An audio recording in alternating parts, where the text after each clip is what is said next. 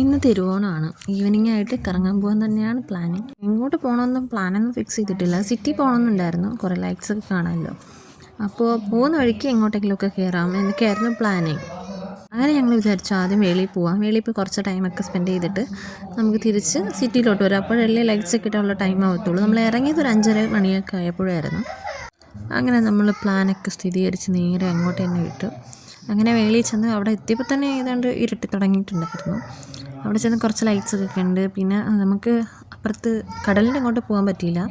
നമ്മൾ കായലിൻ്റെ സൈഡിലൊക്കെ ഇരുന്ന് കുറച്ച് നേരം ഫോട്ടോ ഒക്കെ എടുത്ത് കുറച്ച് നേരം അവിടെ ഇരുന്ന് ടൈമൊക്കെ സ്പെൻഡ് ചെയ്ത് ഒരു ഐസ്ക്രീമൊക്കെ കുടിച്ചിരുന്നിട്ട് നേരെ തിരിച്ച് ശംഖുമുഖത്ത് വന്നപ്പോൾ അവിടെ നല്ല ഫെസ്റ്റ് പോലെ തന്നെ കുറേ ഫ്ലോട്ടും പിന്നെ കുറേ റൈഡും അങ്ങനെ എല്ലാം കൂടെ ഉണ്ടായിരുന്നു. എനിക്ക് ഭയങ്കര ഇഷ്ടമാണ് ഈ ഡ്രാഗൻ്റെതും ഈ ജെയിൻ വീലും.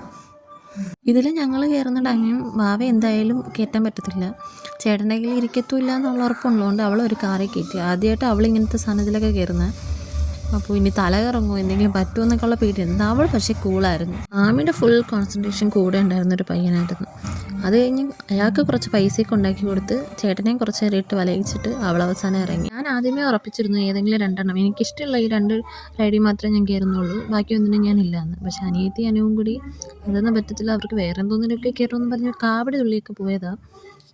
അവസാനം ട്രാജഡി ആയി എന്ന് തന്നെ പറയാം. ആദ്യം ഒരെണ്ണത്തിൽ കയറി തല കറങ്ങി അവസാനം അനു തിരിച്ചു വന്നു. അവർ ആ റൈഡിൽ കറങ്ങാൻ പോയ ടൈം ഞങ്ങൾ അവിടെ ഇരിക്കുകയായിരുന്നു.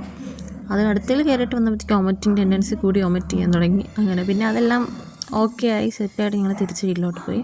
പോകുന്ന വഴിക്ക് ലൈറ്റ്സൊക്കെ കണ്ട് പിന്നെ വീട്ടിൽ എത്തിയപ്പോൾ തന്നെ 11:30 കഴിഞ്ഞിട്ടുണ്ടായിരുന്നു.